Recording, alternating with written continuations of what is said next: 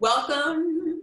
I see friends and I also see people I don't know. So for the friends, you're gonna have to bear with me because we do learn through stories. So I will share some of the science through my story, and then there'll be things you've never heard before. So welcome. I'm Sally Thornton, for those of you who don't know me. This is the science of well-being, because this is, I would say, one of the hardest times that we all need to take care.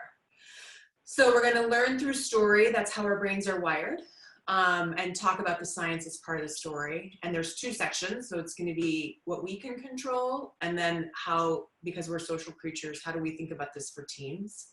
My goal for you, so I'd love to prime your brain for this. This is the reticular activating system, where when we say what our goals are, we're paying attention to it, is that you walk away with one thing. There's going to be things you've already heard. There's going to be new things you've never heard. I want you to pay, you can just double down on something you're like, I know I should have done that, or take something new. But in the science of habits, we know they have to be tiny, right? Like there's books, Tiny Habits, Atomic Habits, like tiny. So the goal is one thing that you're going to take away. So we know in the science of work that a lot of things are said, and when you dive into the reality, it's a lot of mythology. So what I try to do is deconstruct the science that we're continuing to learn about. So I read a lot around behavioral science, and then love the books on neuroscience. There's just so much more that we're learning every day.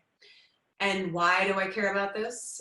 Is essentially I love work. I grew up in the Midwest, where we worked really hard and never complained. Worked my way through college, went to Manhattan, where I learned to walk fast, talk fast, and work all the time. And my husband was in Wall Street, so he worked all the time. So we had dates on Saturday night, and we thought that was totally normal. And then when he went to business school out in the Bay Area and graduated, we got engaged, and I moved out here, and I worked all the time out here, because the West Coast is similar to New York, where we work all the time. And that just felt super normative, back to social science. So when it was my mom's birthday, it was her 60th birthday, my brother and sister wanted me to fly out to surprise her, and we would do a great party. But there was this problem. Like, I really, really loved my work. I had super important things I was supposed to give to the board of directors. I was running compensation for a high-tech firm, and I didn't think I had time. And so I said, I don't think this is gonna work. My brother said, get on a plane, and he tells me what to do. He's my older brother, I'm the baby. So I got on a plane, and even though I was pregnant, I was really trying to figure out how to get ready for my maternity leave. I just took a leap of faith and listened to my siblings. So this is us in a limo, which, you know, Midwesterners don't spend money. So this is like a really big deal that we rented a limo. And my mom normally doesn't wear a boa, but we, you know, try to make her laugh a lot. So it was great. I went, flew back to the Bay Area. At this point, I am 8 months pregnant, and my dad calls. And he says, sit down. And I'm like, uh-oh. And he says, your brother's been killed in a plane crash. He was 37. I was overwhelmed. And when I flew back to the crash site, I met up with my family. My mom said, I know you love your work. And she's a feminist. And she said, I want you to continue your work, but the way you're working needs to change, because you're about to have your baby. I just lost my baby. Rethink it. So I was like, oh God. So I flew back to the Bay Area, and that's pretty much all I could think about, right? And what I learned is being someone who's going through like a crisis is it's a perfect time to become an entrepreneur. So I dug into the science of work, and I tried to figure out why I was so addicted to work, because I really thought I was doing the right thing. Like, that felt American, certainly felt Midwestern, it certainly felt New York, it certainly felt Bay Area. So why did I almost miss seeing my brother for the last time? Because I was so committed to work. So I started a company trying to leverage new ways of thinking about work. And so Flexperience was my first startup about 15 years ago. It was experienced professionals who wanted to do flexible work, which basically just means we're recruiters for intern projects. And what I learned from Stanford that helped me think about how to build a company was that our old model, this is our social science, that's built on education, then you work your tail off, and then maybe you play golf, was really broken. So we needed to have this new model of, working and learning and taking care of yourself all at the same time. And I had a little bit of an allergy to the word leisure, so I changed it to oxygen mask first, because we are brought up in a culture and we do have social norms, and leisure felt to me like not lazy, but it definitely felt like not the hard work ethic that I had believed in. So I started to look at the future of work. I started to figure out how might we redesign in a smarter way. And one of the key things is, if we don't take care of ourselves, this is basically the thesis. If we don't take care of ourselves, the ability to learn and work our whole lives, because we're going to be living longer, right? 50% of kids born today are going to live to 100. Probably many of you already know someone who's lived to 100. We need to rethink work, and we need to make well-being an enabler of doing your best work. So how do we do that, right? Well, we have to deconstruct the myths. So the first myth is that more work is better. I believe the more I worked, the more valuable I was. And yet I'll show some science that disproves this. It's just a cultural myth. The second is the science of ideal worker. I'd never heard this term before, but I've been on the board of Stanford Clayman, which is the gender research arm that did a lot of the research for Cheryl's book on Lean In. And they were teaching us essentially that the ideal worker is someone who's fully committed to work. Also typically is male, white, tall, extroverted, and has a stay-at-home wife. So it's a very narrow aperture of what the ideal worker is. Obviously, I can't change some of those things for myself, but I could certainly work really hard. And yet, this more work is better, and then who is the ideal worker were really tripping me up. So those were two aspects of science I wanted to understand better. And then the last was the word flexibility. So I didn't know that flex was going to be a 4-letter F word. It was going to be something that hiring managers, as I was, helping them with consulting, would be like, oh, but are they all in? Are they amazing workers if they want to work flexibly? I'm like, wow. Thankfully, now we've gotten past this. But I was able to rename my company from Flexperience to Forshay because it would, A, take away that flex stigma, even though we were talking about interim project-based work. And it would be a soulful way for me to remember my purpose, which is how do we enable people to do their best work on terms that work for their full life. So Forshay is named after my brother. That's my maiden name. And it sounds like McKinsey or Bain. No one has this, negative bias against it. So what is Forshay? It has changed. So we started as interim. You'll see over the interim side is, interim CMO, interim recruiter, basically on-demand talent. What I was really tapping into was the power of women who wanted something in between the, 80-hour work week and maybe taking care of young kids or aging parents. But we moved into executive search because it was actually a very cool animation company in the East Bay who said, you really get our culture and why, and you always have diverse slates, so why aren't you into executive search? And I was like, oh. When your client asks you to do something and you're good at it, you say, okay. So we moved into executive search. Then this sort of holistic approach around how do we just make work better, which includes inclusion and diversity, and we have scientists and practitioners who do that. It's really all about making work better. So how do we do that? First, we have to start with taking care of ourselves. This is your well-being. This is your oxygen mask first. So when I have a live audience, I like to sort of poll people, but bear with me because we're doing a recording. If you were to guess what the top thing is, and actually unmute yourselves and scream out the answer if you think you know, what is the most important thing that is correlated with your longevity? Anyone? Happiness. Happiness. Interesting. Not scientific yet, but keep going. Sleep. Totally important. We are going to get there, but not number one. Sex. That should be number one. It's not. I love this group already. Water. God. Yeah, and clean air, right? If you're in the Bay Area. Yeah. It's relationships. And it's surprising, right? Because when we think about longevity, we think about your genes, right? We think about maybe your social class because it's your access to healthcare. We've always had sort of a obsession with IQ, but actually it's about relationships. We are social creatures. So it's helpful for us to know, like, oh, that's kind of a blind spot for us, that actually relationships are the highest correlation to our long-term well-being. And then the other new science that came out is the role of telomeres.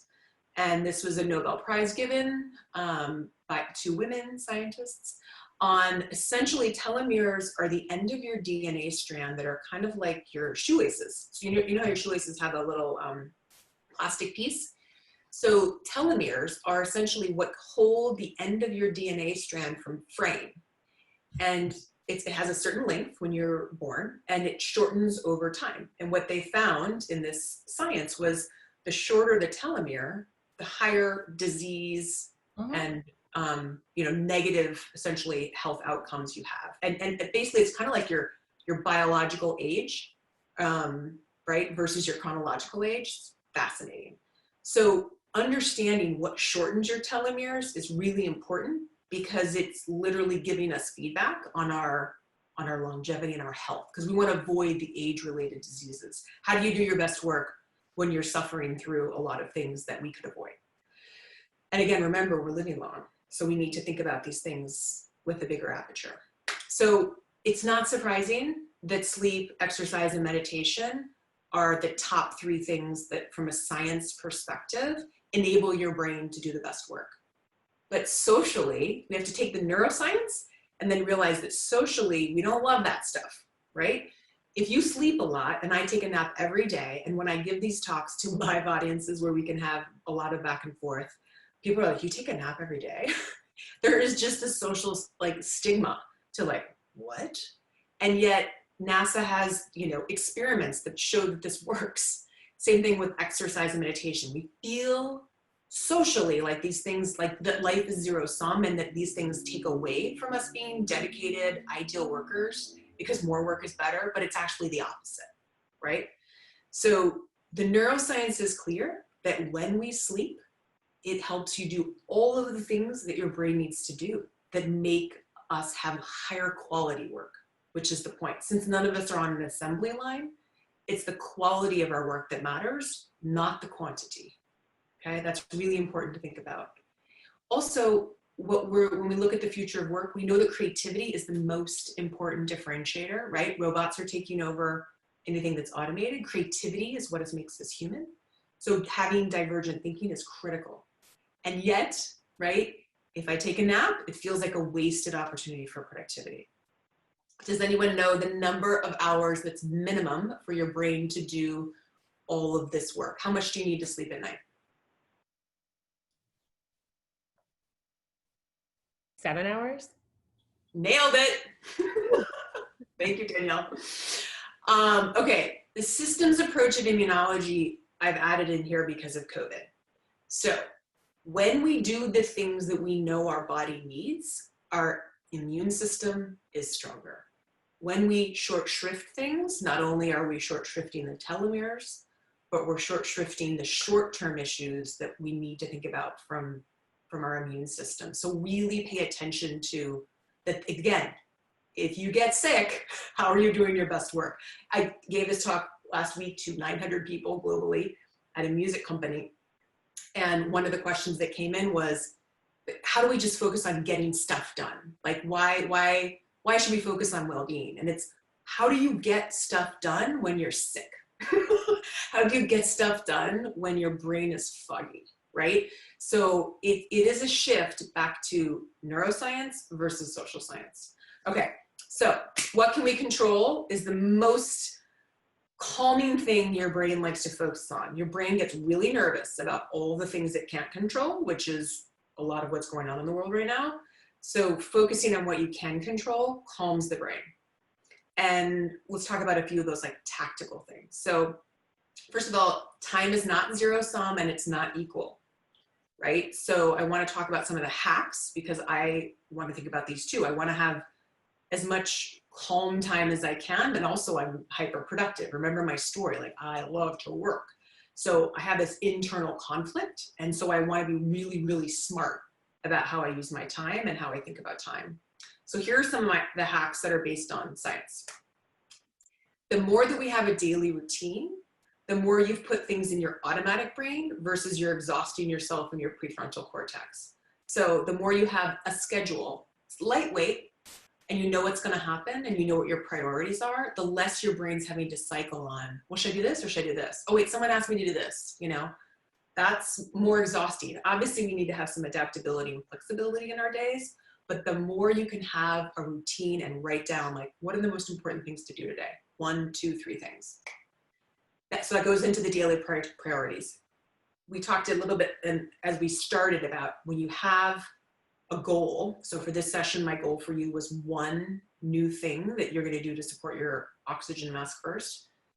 When you activate your reticular activating system, it's like it takes all of the noise of how much information you're taking in every day and allows you to focus, right? I can't remember the exact data, but it's something like we take in like 11 million bits of data in a second, and we can only process like 44. So we have to be able to think about how our brain processes to be able to avoid exhaustion and burnout. Blocking time on your calendar is super critical. So I block time on the things that are most important. So if I'm trying to think about a communication I want to send out to our community, I have to block time to think so that people don't schedule meetings onto it. It's the number one thing I hear in burnout is kind of the collaborative overload, right? Too many meetings. So if we create space to think, we're more likely to get that done and not have like nighttime be when we catch up. And then I do this with my kids and my husband every day. We talk about 3 new things we're grateful for every day. We know from a neuroscience perspective, it immediately releases serotonin and dopamine. It's free, happy drugs. So why not, right? And the one twist on this, if you didn't know, is it has to be new things you're grateful for every day. So I can't say every day I'm grateful for fresh air. I am grateful for fresh air, but if I say the same thing every day, what they find in the science is that it has a diminishing return. Your brain becomes bored.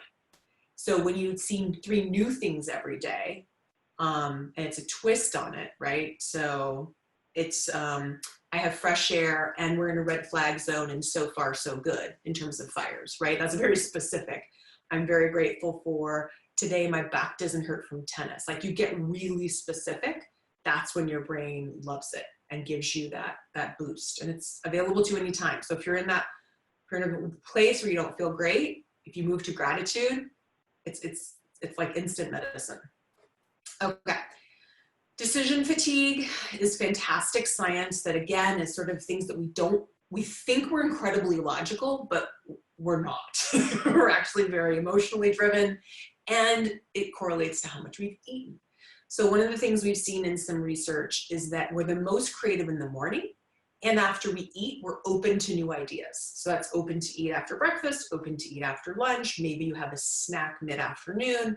Essentially, if you're negotiating a raise or you're doing any sort of creative product that you want to propose to someone else or do yourself, think about how time is not equal. Don't do it right before lunch, right?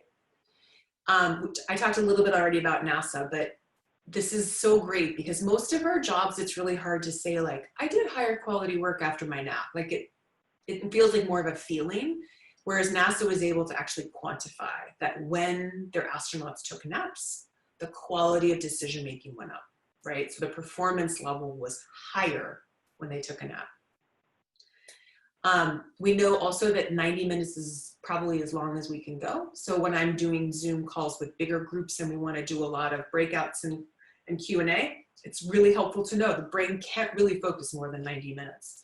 So whether you're doing deep creative work or big sessions, just don't schedule anything for more than 90 minutes. And then the last thing, so the sleep research is overwhelmingly awesome and very, very clear. So for anyone who's having sleep challenges, the book Why We Sleep by Matthew Walker is life-changing. He's got a free YouTube, like there's a Google Talk that he did, a TED Talk. There's a lot out there if you don't want to read it or audiobook it while you're walking. But what he says that I have used, even though I've been reading all this stuff before, because his book's only a few years old, what was new to me was that one glass of wine, which I thought was very European. It's like, they're great. I have a French name, Forshay. Turns out one glass of wine screws up your REM sleep. Such a bummer. So for me, what I've changed during COVID is I don't have any alcohol during the week. I have a consistent bedtime and I have a consistent wake time, even on the weekends. And it sounds boring because it's very, I don't know, again, culturally, that doesn't feel like super fun and spontaneous, but I kind of care more about my brain and my body, and I'm prioritizing sleep. And then again, in the evening, I do gratitude because, again, free happy drugs. Okay, so when we talk about neuroscience and decision-making, you might have heard prefrontal cortex, right, amygdala, but when you're in a team meeting or you're talking to your family, you're not gonna like throw around those words because you'll get like eye rolls. So I want you to consider the words discover and defend. Discover is your prefrontal cortex, where you're most curious and where fresh ideas come from, right? This is what makes us uniquely human. Defend is when we're anxious, right? So if I'm worried about getting hurt emotionally, physically, I'm back here, right? And whenever you're back here, you're not doing your best work or being awesome to your partner or to your parents or kids. So one of the things that I paid more attention to is how it's connected to the nervous system and how do we shift it? Because we can know this, but as we know, knowledge is not behavior change. So how do we actually understand the brain-body connection through the vagus nerve, and we can actually control it, right? Which no other animals can control their emotions and their brain connection, but I want to talk to you about how we do that. So the sympathetic nervous system, you probably know, is like, where you're like, go, go, go. It's great. You can have cortisol, your high performance, stress, positive stress, right? Usually. But we're not supposed to be there very long. We need to spend more time in the parasympathetic nervous, which is the rest and digest, right? That's where your metabolism gets back online. That's where your immune system gets higher. Good things. And the challenges with COVID, with social injustice, with politics, with all the things that you might be dealing with in your work environment on top of the social environment, is that we live, unfortunately, in the sympathetic nervous system, and we need to move it. Because when you move to the parasympathetic, you're also changing your brain chemistry again. Again, how does the body change the brain? So we want to move more to the parasympathetic because it brings blood to the prefrontal cortex in your discovery, right? The easiest is breathing, and we're going to do it because we have time. So we're going to it's called box breathing. The Navy SEALs do it. A lot of them say it's the most important thing they learn as a Navy SEAL, and it moves you from stress to your parasympathetic nervous system. And it's going to be 4 breaths in, we're going to hold, 4 breaths out, and we're going to hold. Okay, I'm going to do it with you.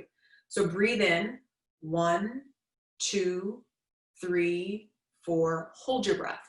1, 2, 3, 4. Breathe out slowly. 2, 3, 4. Keep it out. 2, 3, 4. Done. Now, probably need to do it a few times to fully move yourself into parasympathetic, but it's available, it's free, and now you're just as highly trained as a Navy SEAL. Maybe, in some aspects. Laughter matters. You know how I seek comedy movies? I don't need to see any dramas right now. So spend time laughing. And there's a great book by my bestie, Jennifer Acker, it's called Humor is Serious Business, and she talks a lot about humor. So check that out. Cold exposure. So in Minnesota, people would jump into cold lakes on purpose, like literally through ice, jump into lakes. And this is the Nordics, I have some Norwegian in me. And I thought it was the craziest thing. I was like, saunas I get, but like jumping into ice stuff I did not get until I saw the science. Turns out like you have this euphoria. Your immune system is boosted. It's an antidepressant without any medication.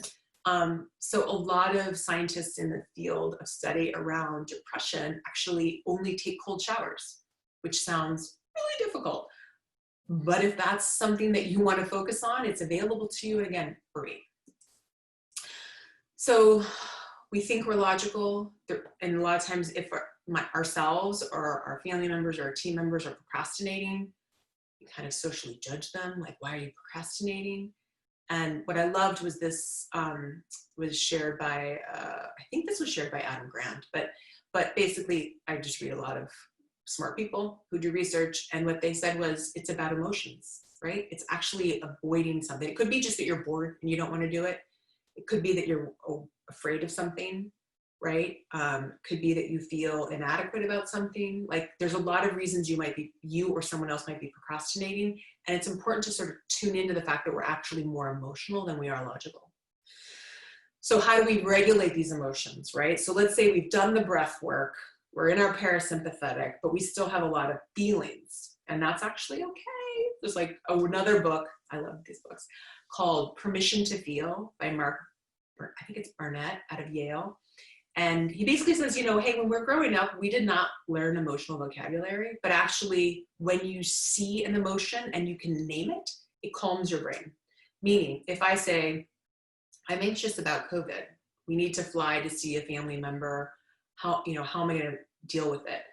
Once I've named my emotion, it calms my brain. And then actually I can think about like, what are the steps to manage that emotion? But first I have to identify it. If I just kind of am stressful in my body and I don't actually name my emotions, I'm fearful, I'm worried, I'm whatever it's true for you. And sometimes I literally have to look at Mark Barnett's book about all the emotion words, because we can get them kind of limited in our vocabulary. We want to expand it. It calms us down. It makes us more emotionally intelligent, right?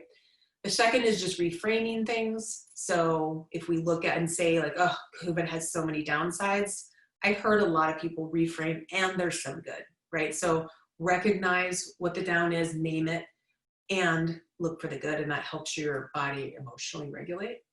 And then the last is we can just distract ourselves. Like once we've taken care of our emotions, we can distract ourselves.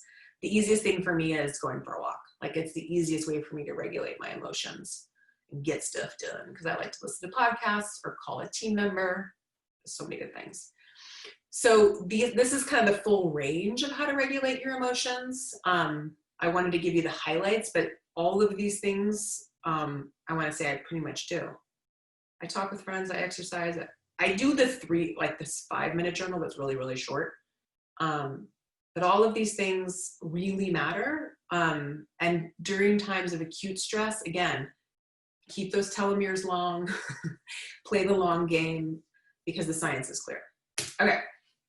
So if you feel like exercise is something that, again, is elusive to you, like you don't have time for it or you only do it on the weekends, reconsider. This is the time when very few of us are commuting anywhere. So you can create a new schedule. This could be the one thing for you.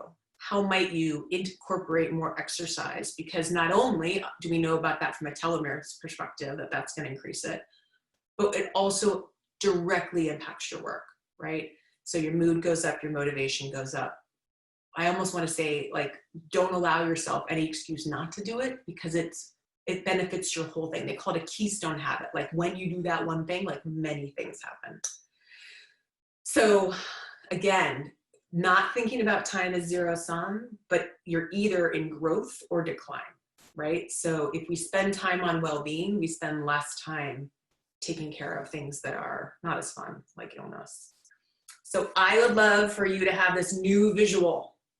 A new superhero is someone who has well-being, fueling your creativity, and boundaries are the key, because we can't just be all over the place doing things all the time. Actually, the research is really clear that constraints help our creativity and also help our well-being. So it allows us to have more impact. So when you take care of yourself through oxygen mask first, you have greater impact, okay?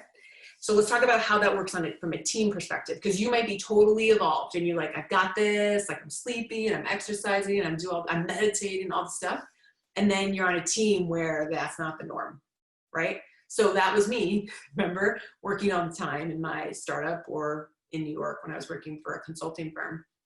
So I want you to have just a couple nuggets of how the individual well-being connects to the team well-being, because that's the way it sustains. So if we look at the anxiety, not a fun place to be. So psychological safety is really powerful research that was done by Amy Edmondson from Harvard. And she basically showed again and again and again, and then Google did studies on this and also replicated it, that when you don't feel personally safe to talk about your ideas, your concerns, ask questions, admit mistakes, because you're going to be attacked or criticized. It doesn't have to be like full on attacked. It's just criticized. That actually feels like pain in your brain. Then you won't speak up. So that means you have low psychological safety. So if you're in the anxiety zone, but you're expecting to do high performance, that's like painful and unsustainable. What we want to do is move up to the learning zone. The learning zone is when you have high psychological safety as a team, right? So this is something that we have to foster and create. Then we can do our highest performance, right? Obviously, we want to avoid the ones that have low performance. We're just going to stick to the high performance and high psychological safety. So when we do that as a team, now we have the ability to ask questions, admit mistakes, offer ideas, question the status quo. And there's probably no time we shouldn't be questioning the status quo, right? So a lot of people say, well, how do I do this? And there's a lot of team norms that we do. In fact, there's another slide on it, but I want to talk about like to create psychological safety. If this is something you're curious about doing with your team, it's basically having more interpersonal relationships where you check in with each other as humans, that you have more curiosity in your questions, so you keep your brain in the discovery zone. So if someone says something that like puts you in the defend, you have to turn it into a question and say, tell me more about that, or I'm curious about this, or I don't understand and I want to. Like, you're showing positive intent. It moves you to the curious side, and it also, fosters the psychological safety of the group. So this is how these things overlap, okay? If there's more tips, Google it, psychological safety, it's awesome. Just want you to make sure that you have that as a tenet in your teamwork. The other really important thing that we're seeing, back to the collaborative overload, is when people are working all the time. So here's the challenge. A lot of us need flexibility at different times of the week, different times of the day. Maybe we're taking care of aging parents or young kids, or we're having to do things in our community, or we want to volunteer, whatever. We have fur babies that need to take a walk around the block, right? Whatever it is, if we say, well, we're just really flexible and you can just figure it out, now we go to this amorphous space where, unfortunately, what the data show is that then we are kind of working all the time and our brains get depleted. And so Leslie Perlow has done longitudinal work and replicated it over and over and over again, that when you have design constraints on team time, so this is a difference. Flexibility individually. One of the reasons that flex policies failed in companies was because they were individualized. Oh, well, you need it because you're a working parent, or you need it because you have a disability, or you need it because, well, now you've just become different than everybody else. You aren't the ideal worker, right? You're not working all the time, so you've violated those social norms that we have. So that's one of the reasons that flex policies in the past weren't really successful, because high-performing people who want to get promoted aren't going to take the path that's going to give them that stigma. When you move it to a team-based time constraint, so what she proved was if we make the daytime hours where we can collaborate fewer, then everybody's offline between some period of the day. Now your brain isn't wondering, oh, I wonder if my manager sent an email that I need to respond to. Like, well, you shouldn't wonder that, because the team norms are, we don't send emails after X time at night, right? She even did this with international teams, which is really important, because there's always an excuse why we can't do it. Oh, we can't have constraints because, for some people, working at night is their best work. That's fine. You just don't have to send the email. What we have to do is question the norms, because the emails at all the time, or Slack, or whichever way you collaborate, are what fuel our brains for thinking about work and burning out. So your creativity goes up, your well-being goes up when you have time constraints on collaboration and communication. And you could start really easily. You could say, like, no emails on the weekend. you can still work on the weekend. Like, we're not telling people what to do or not to do. We're just telling them don't collaborate. Because when you think about it from your perspective, if you got an email from the CEO saying, I need you to do blah, blah, blah on a Saturday, you're going to start thinking about it, start doing it. And then if someone else was like, well, I thought we weren't supposed to, check email on the weekends, then they are like, wait, they feel less than. It's a whole negative thing. So really important to question that. Okay. So I talked a little bit about how we build some of that psychological safety by checking in with each other, making sure, especially since we're not in person, that, and this is something actually the Forshay team has done from the beginning, because we were distributed by design. We've never had an office, and that used to be weird. Now, like, then when COVID happened, people call something like, how'd you do it? Not that hard. Checking in with each other is important on a call. Different ways to do it depending on the size of the group. Walking and talking, super important. I know many of you on this call have done it with me. Like, it actually, right back to the mood and motivation, it goes up, creativity goes up, and you've got your steps in, your telomeres are long. This is the systems approach that I want you to have that frame of mind for. And then lastly, often we talk about self-care as, I don't know, self-care has a lot of different feelings for different people. Usually not viewed positively, but when you hear the word self-care, I want you to think of it differently as oxygen mask first, or consider thinking of it as oxygen mask first. Because if we don't take care of certain basic things, like my slide that had sleep, exercise, being with others, meditation, if we don't do that, we can't help others. So we want to help others because that actually really lifts us, right? In terms of impact in the world, and our mood and motivation go up. The science of helping others, tons of research about this.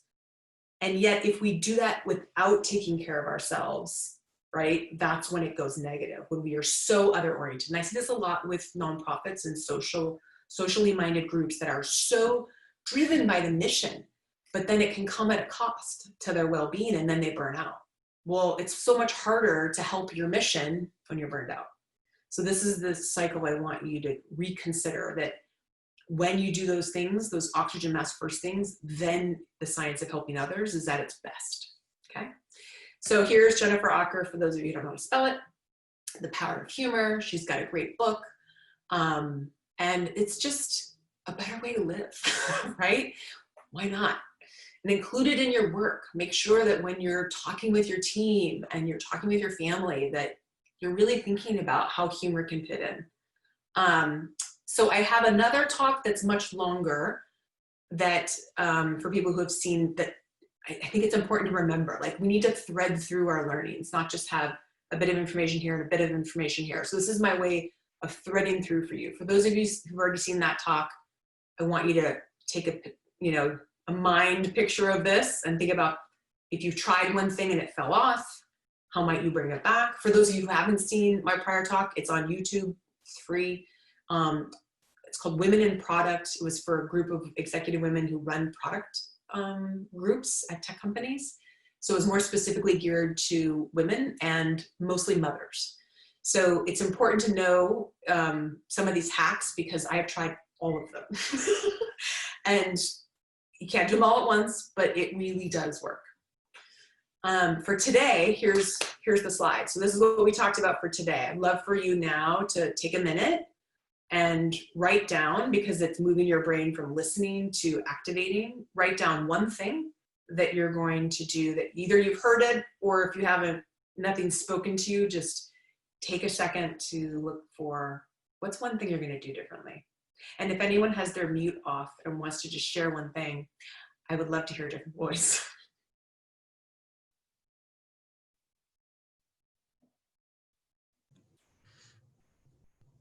Hi.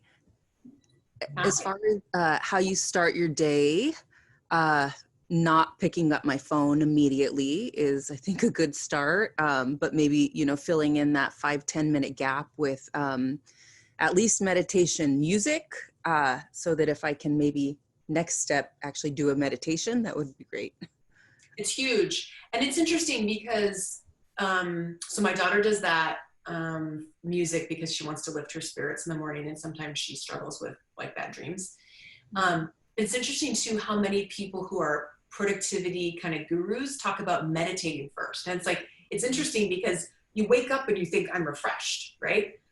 And yet if you start the day with meditation, it kind of moves your brain into more of those theta waves that most experienced meditators say, then you're much more able to sustain it throughout the day. So that was a big, surprise to me, right? Because I use meditation more midday to kind of like rejuvenate. But the more I paid attention to people who are really focused on the science, the more they'd say, it's morning, noon, and night. And it could just be like 2 minutes, right? So not checking your phone, starting the day with those kinds of habits. So are you already doing it, or do you want to do more of it? I guess that's one question. No, I check my phone. I'm like Pavlov's dog, grabbing the phone to roll out of the bed. And what's the term you use? What waves? Oh, theta. Theta waves. Yeah, there's alpha, beta, and theta. It's the calming kind of like, it's deep thought. Thank you. Yeah. Anyone else? Thank you, Sally. I just wanted to jump in and say that I really appreciated the 3 new things that you're grateful for, because I have 2 children, and every evening we're at the dinner table and we go around and say our roses and thorns. I think it's also important to also say the negative that happened. But I'm curious if there's any science related to speaking that gratitude in the morning versus end of day. Does it matter? No, I haven't seen any difference. And I haven't seen a difference whether you speak it or write it down, or even think it. I don't know that I haven't seen a difference in that data. So I used to write it down, and then I got a little impatient and I just started to think it. And I still feel it. I think it's really great to be specific and be 3 new things. My son every day is like, I just love you. I think it's just great weather, like every day. So that's really great. Great point, Shannon. So one of the things I do, because Julia, my daughter, did the same thing, because every day she was grateful for our dog. And so I said, that's great. You can always be grateful for the dog, and then 3 new things. So it's a yes and, right? Because every answer should be Tina Fey and improv rules. Yes and. So I would never say like, don't say Bella. Of course you should say Bella. That's fantastic. What are 3 new things in addition to Bella, right? Okay, so basically I want this time for you. I'm so grateful that you joined to really think about how this is a new time and space, and it's a time to discover, right? It's a time to stay curious. It's a time to try new things. And that when we take care of ourselves, we do our best work. So I'm going to actually bring you back so I can see you. So I'm going to go with the tile so I can see everybody, and really just would love to hear questions and ways that you want to use the science. And what do you have more questions on?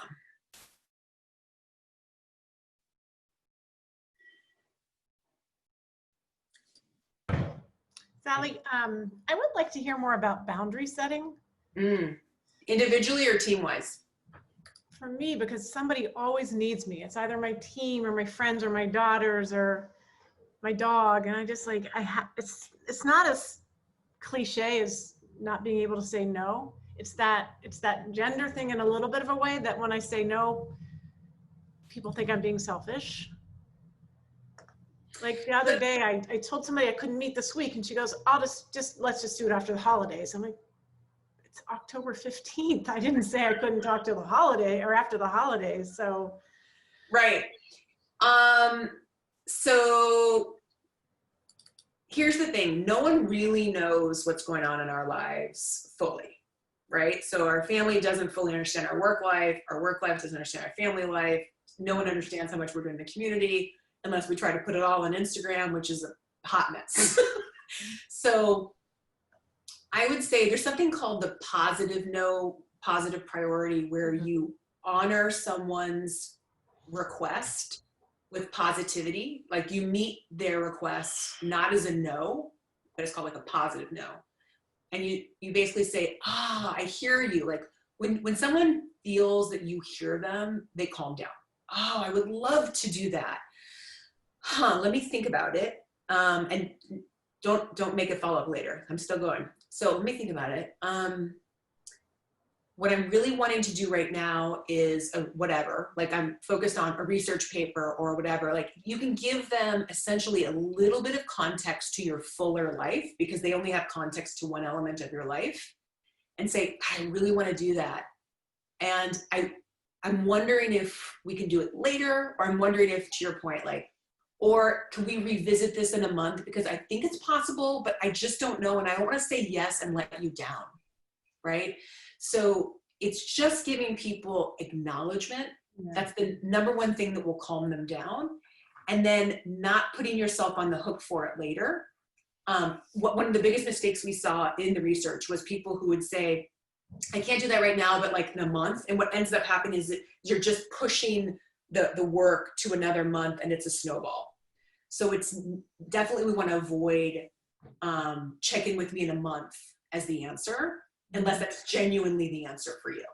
If it's really a no, it's just the nicest no, starting with a yes. Because what happens, what they showed, and I think it was William Ury, U-R-Y, out of Harvard, who showed this positive no research, that when you first say yes, their brain stays here and they don't go to like defend, right?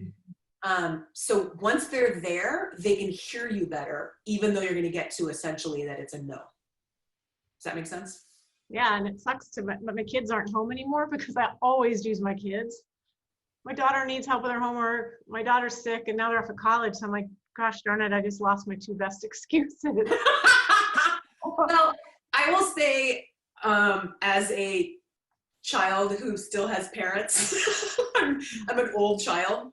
I still have things that I need from them or they need from me. So I don't know that really goes away, Kelly.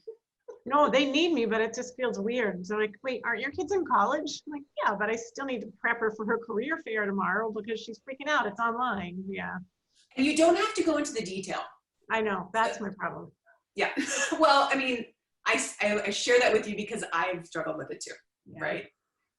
Detail is more of us making an excuse versus just saying like, God, I would love to. Let me think about it, right? And then I don't think it's going to work for me this month, or whatever the time frame is, or I just don't think that's going to work, period. Like, I think it's a really good idea. And is there someone else I can introduce you to? Or, right? Or have you checked out this resource? That was really, like, it could be something that allows them to keep on the whatever their curiosity or request is. That doesn't mean your time. Yeah. Yeah. Thank you. Yeah. Others?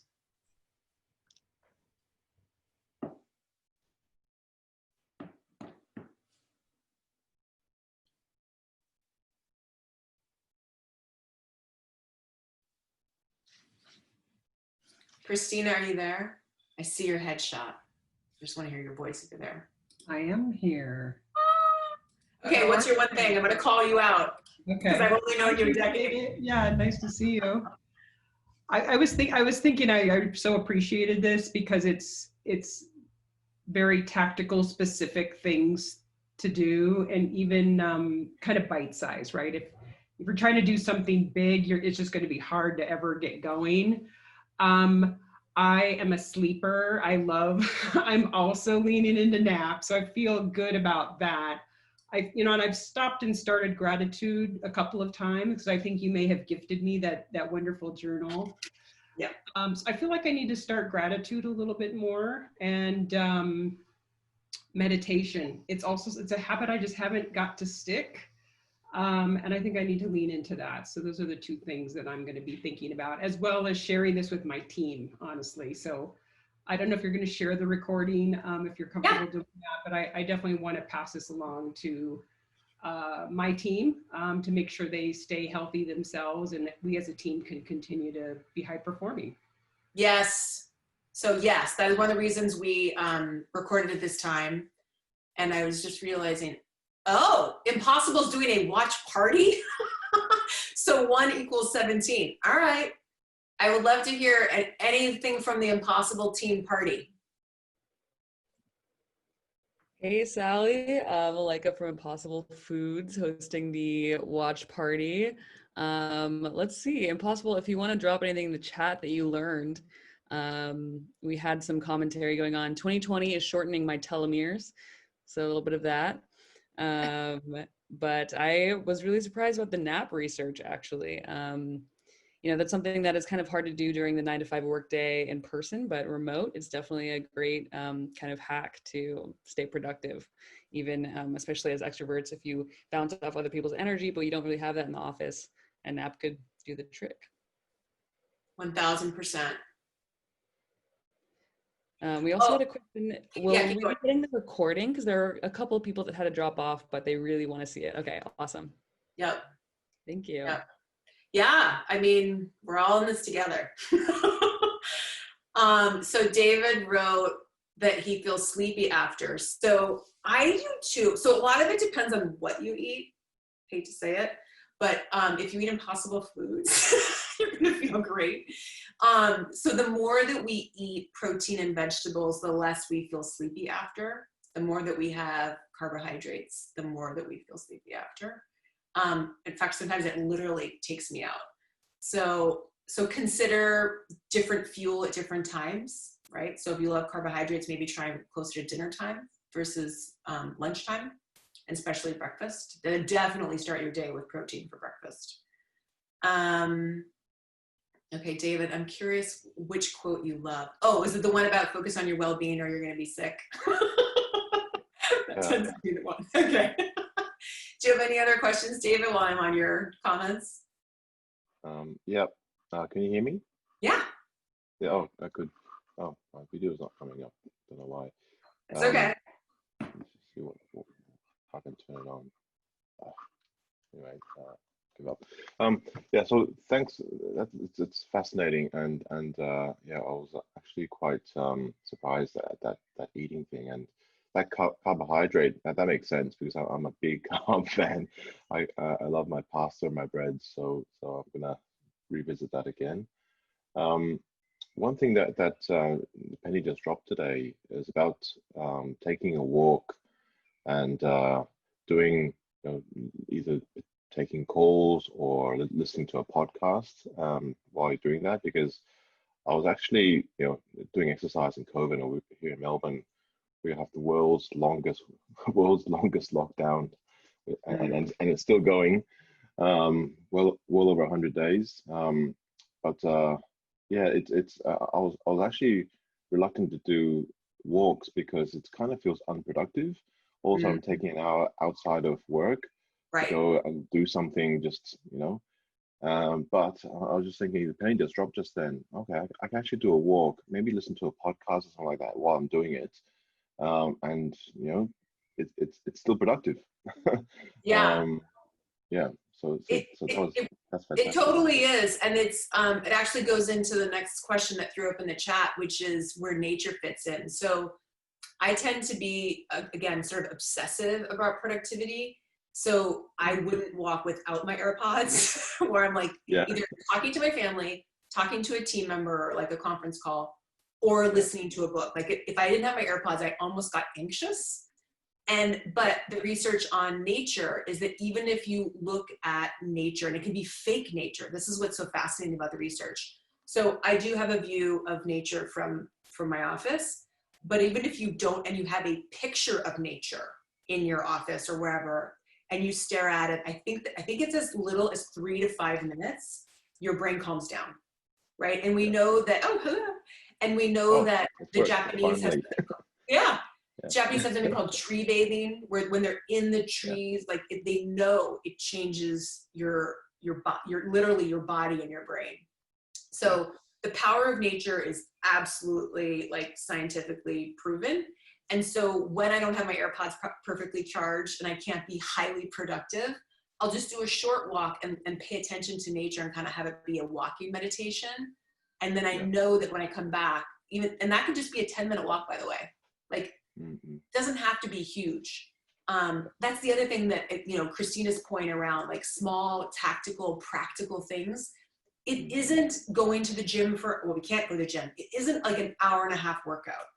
It's these small bits that add up And in fact, for those of you who have a challenge with sleep, when we dump the cortisol during the day through small walk, small meditation, right? Small nap, then you sleep better at night, because when you've dumped the cortisol during the day, the cortisol doesn't peak in the middle of the night and accidentally wake you up. So often, especially women, but men too, will wake up in the middle of the night and they're like, God, why is my brain like, and it's the cortisol that's still trying to work its way through your system.